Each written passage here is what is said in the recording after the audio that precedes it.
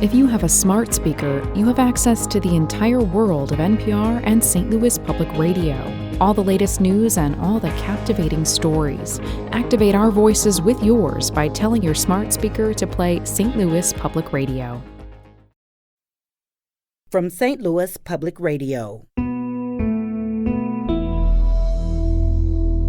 This is St. Louis on the Air.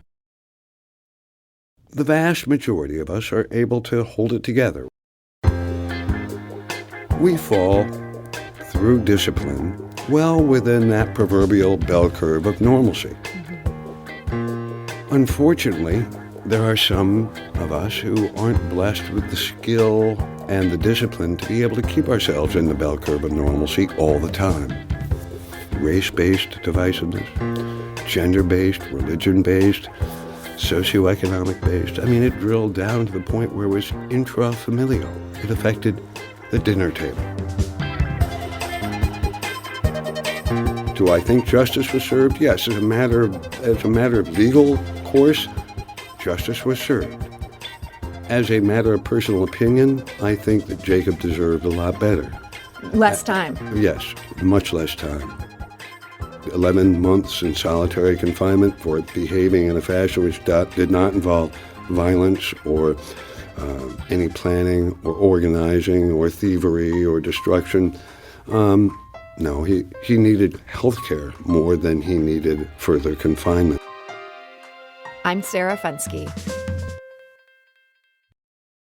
When an angry mob breached the U.S. Capitol 1 year ago today, the melee lasted only a few hours. But the repercussions have continued to ripple as months have turned into a year. More than 725 people have been charged for their actions that day. That's kept a lot of lawyers very, very busy. And few of them have been more outspoken and more controversial than Al Watkins. The Clayton attorney negotiated a plea deal for the horn helmet-wearing, bare-chested Arizona man known as the QAnon Shaman, Jacob Chansley. And he joins us today to discuss what happened and what he learned in the process. Al Watkins, welcome. Well, it's a pleasure to be here. Thank you, Sarah. So, Al, let's start at the beginning. How does a lawyer based in Missouri end up representing a guy like Jacob Chansley? Well, when you have a horrific reputation that sometimes transcends the boundaries of the city of St. Louis, you end up with people who know you. And those people sometimes end up in jail. And when they're in jail, they often talk to others who are confined and share with them their impressions and suggestions about who they should engage to represent them. That's what happened here. So your name is something that is passed around among the criminal element. Well, I make a point of putting my phone number on most bathroom walls and sometimes throwing my cards about indiscriminately in men's rooms and stadiums throughout the country. I got to ask, do you think your representation of Mark McCloskey had something to do with this? I mean, you were on a lot of national talk shows there, coming out saying things that people are not used to hearing on national talk shows. Well, I have shared with the world that I have social Tourette's. It's a disability, and it requires discipline on my part. I fall short on my discipline from time to time and utter things which maybe some folks don't want to hear necessarily, but as an advocate, I feel very strongly should be heard. And so maybe that led you to the QAnon Shaman. Or it maybe perhaps led him to me.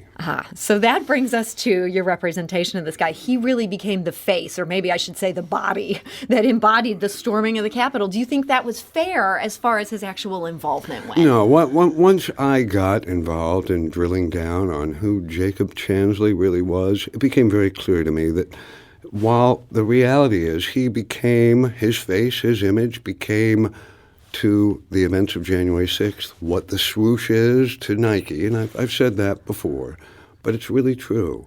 He became the face of that day. Mm-hmm. And any story, whether it be on the news or in publications or online, that had anything to do with January 6th and the events of that date, they would have an image of Jake. And when you drill down and you really find out who he is, what he's about, what his background was, you realize that was unfair.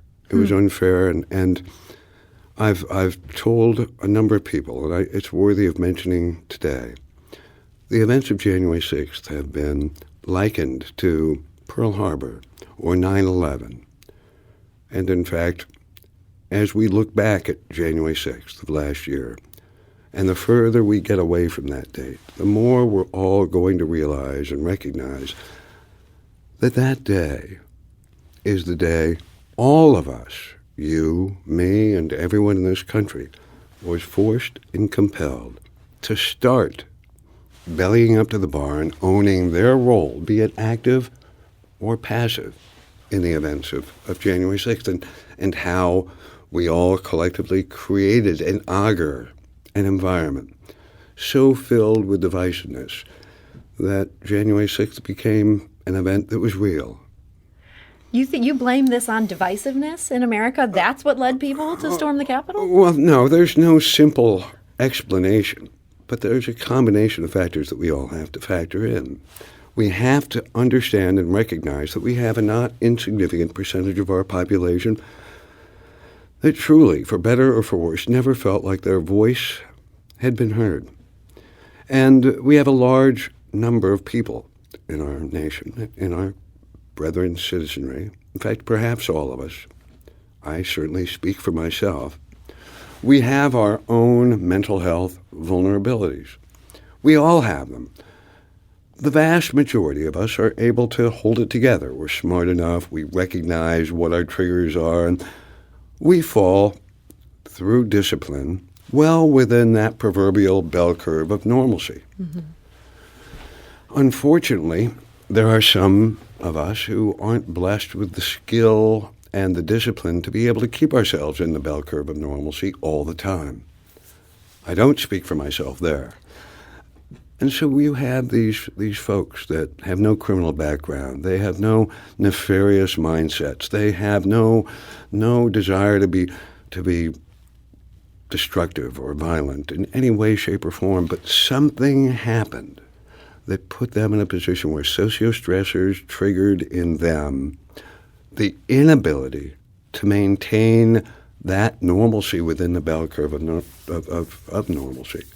You couple that with social media, the filling in of isolation created by society in general prior to the pandemic, and certainly accelerated and exacerbated during the pandemic. You have a charismatic figure, President Trump, who not only from the date of the election when Biden was elected, but for years before that, had very skillfully targeted and spewed forth messages day in, day out, which were filled with mischaracterizations, untruths, and sometimes just out-and-out lies. And this didn't happen every now and then. It happened daily, multiple times daily. And these factors all collectively combined with our country's divisiveness, race-based divisiveness, gender-based, religion-based, socioeconomic-based. I mean, it drilled down to the point where it was intrafamilial. It affected the dinner table. Mm-hmm. And all of these things combined to create this horribly fertile augur, so that on January 6th, when hundreds of thousands of individuals tramped into D.C. and hung out at the Ellipse, they were motivatable. Mm-hmm. They were vulnerable. And they'd maybe already been motivated. The very certainly. fact they were there. Yeah. You're saying they were primed for this. Yeah, well, they were primed for it. They were invited. They truly believed that they were there at the special instance and calling of their president. They were there to save our nation, help our president to save our country. And we have to realize these are our neighbors. They are our friends, our coworkers, our colleagues, sometimes our relatives. But for all this collective combination of triggers, they wouldn't be there. So you think we should have sympathy for Jacob Chansley, even though he stormed in there wearing his crazy helmet, his fur, all of this stuff. This was somebody who society had acted upon him, and President Trump, you're saying, had acted upon him, spurring him to this action. Well, I don't want to say that people with mental health vulnerabilities are not accountable for their actions. And in fact, with Jacob Chansley, there's more to the story that makes it even more persuasive. Jacob Chansley was in the military in 2006. He was on the USS Kitty Hawk. He went to the doctor on the ship presented in a fashion which gave rise to a mental health diagnosis. That was a serious personality disorder that was diagnosed. This is years before. This was 2006. Our government diagnosed Jake. And rather than tell Jake about his diagnosis, the only issue at hand was, are you fit for duty? Oh, you have a mental health vulnerability of significance, but we're not going to tell you about it. But we are going to tell you you're fit for duty. And that's what happened. So from 2006 to 2021, 15 years, Jake had an opportunity to get help and to seek the professional care that, quite frankly, he could have gotten, would have gotten, and should have gotten. But he didn't. That was 15 years during which he was, and he's a very intelligent young man, very gentle, very bright. He chose as best he could to navigate what he knew. He knew there was something wrong. Mm-hmm. And then 15 years later, he's sitting in solitary confinement. Somebody the government knows has a mental health vulnerability. Just unfortunately, it was the military part of the government and not the Department of Justice. They weren't talking to each other. Right. And of course, I'm certainly not armed to be a mental health care professional. I'm the one who needs to go to the mental health care professional. And interestingly, our Bureau of Prisons isn't armed. Our Department of Justice isn't armed. Our courts aren't armed. So when I sat and watched my client in solitary confinement, day in, day out for months, waste away before my eyes, and nobody would listen to me. Nobody would address the fact that there was a mental health issue at play. Interestingly, all it took was one carefully crafted, vulgar, inappropriate quote, well placed for maximum disclosure, to garner within 24 hours mental health care that my client needed, a psych evaluation ordered by the court, and steps and immediate measures to be taken to save my client from the proverbial mental abyss. So, Al, I'm glad you brought up this vulgar quote, because I feel that we do need to address this today. These are some comments you made to Talking Points memo, and these are some very offensive descriptions. I can't read them as direct quotes because they contain expletives, but I'm going to give the gist of your words and some words that normally I would not use on the radio. You described the rioters as short bus people. You said the rioters are people with brain damage. They're, quote, retarded and on the spectrum. Yeah. What were you thinking by using those words? All right, so for 5.5 months, I had broached the subject matter of mental health issues in politically correct and calm and touchy-feely ways with the Department of Justice, the Assistant U.S. Attorney, the Bureau of Prisons, the warden of the facility at which my client was being held, with the judge, the court. I did all that I could, and that touchy-feely, politically correct, let me hold your hand and sing Kumbaya methodology did not work. But interestingly, all you need in this world where we're living with people who get their news from their phone, where they read the headlines, and if the headline doesn't spur them to read the next 2 sentences, they're not reading anything. I was able to garner immediate attention, and I was asked on CNN, do you want to take that back? And I'll say to you what I said to the international news world. No, I didn't want to. I didn't choose to. I don't use these words because they gave me some sense of jolly. I had a client who was dying. And the methodology that was being employed that our systems have in place didn't work. And none of us are armed to deal with mental health care, mental health issues, in a world where mental health issues are shrouded in secrecy because, oh my God, it's terrible. I don't want people to know that I have a problem. Well, let me tell you something. To the world, I got problems, lots of them, and I'm not embarrassed about it. None of us should be. We should be able to ask for help and care, and our nation, you, me, and everybody else, for people with mental health vulnerabilities that were involved in January 6th, and there are a lot of them, they need compassion. They need patience. And I'm not armed to give it to them.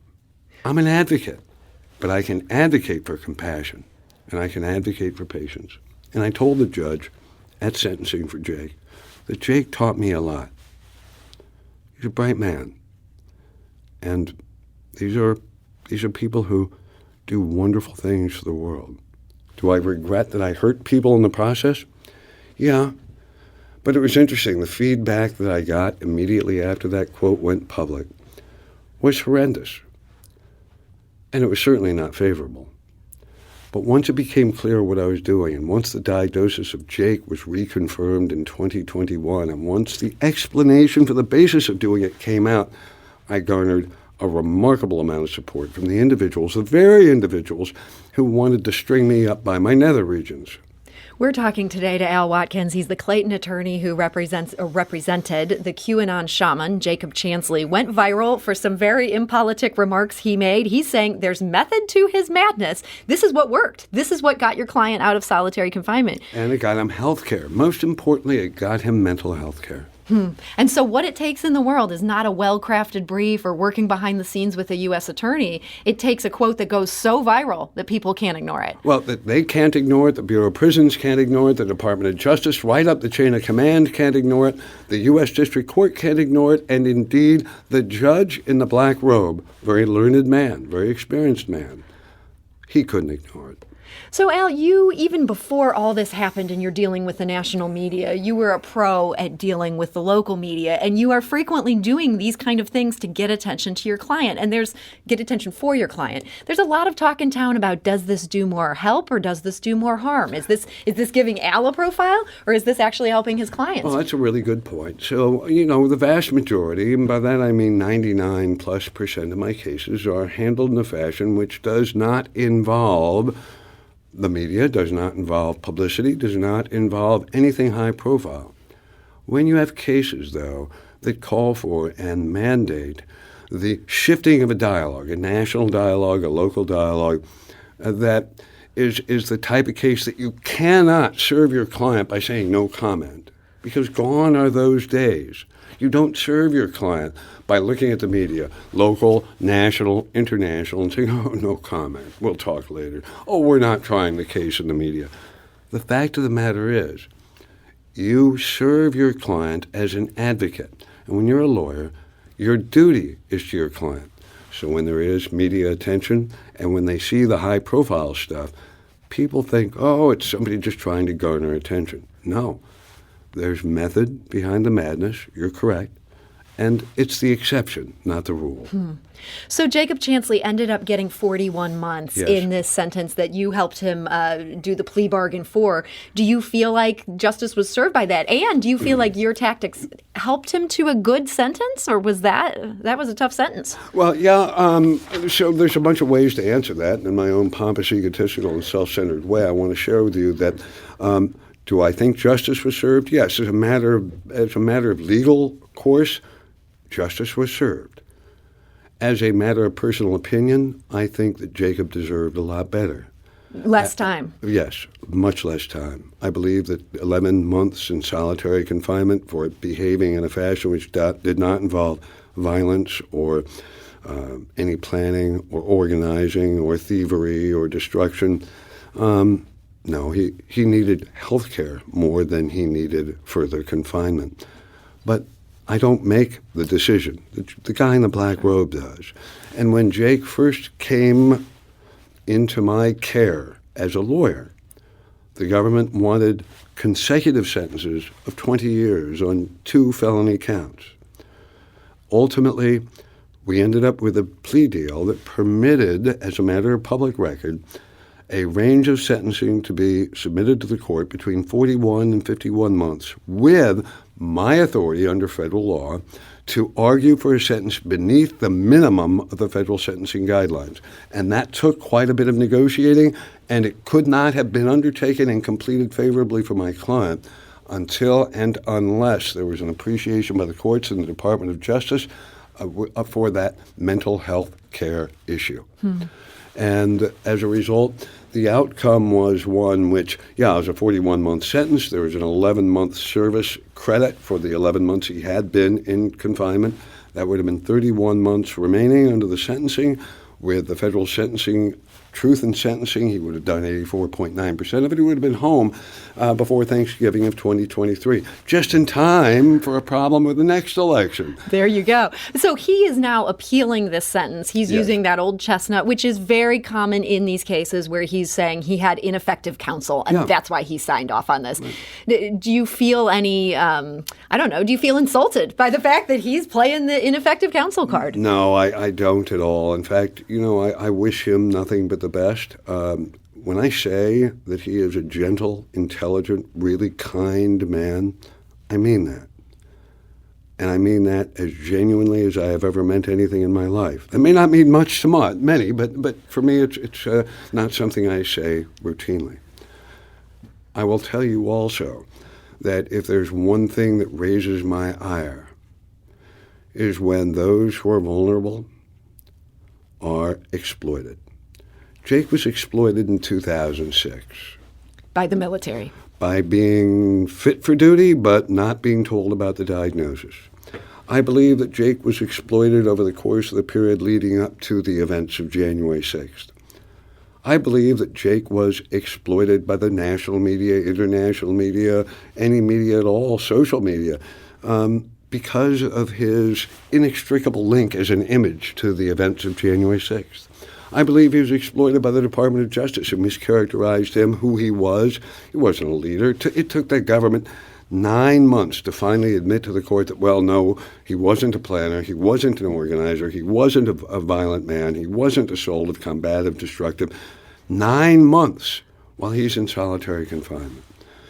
So I think that at the end of the day, what really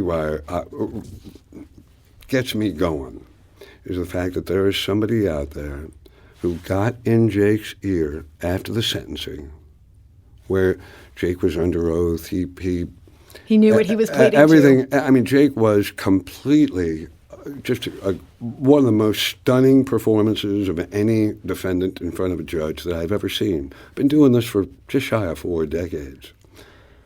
That, and I won't use the word, but it gets me going.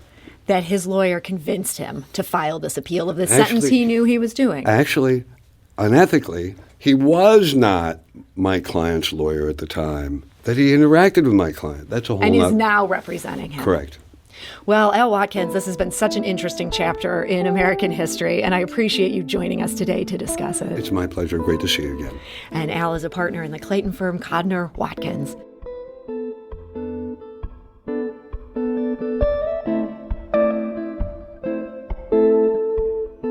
Today's episode was produced by Sarah Fensky, with audio engineering and podcast design by Aaron Dorr.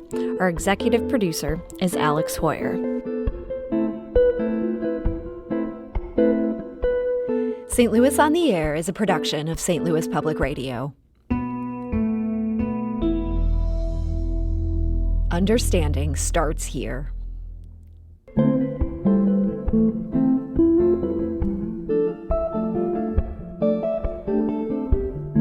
Do you find yourself regularly listening to episodes of St. Louis on the Air? Suggest us to a friend you think might enjoy our conversations. And leave us a review and rating on Apple Podcasts on the App Store. It's the simplest way to help people discover our show. Thanks.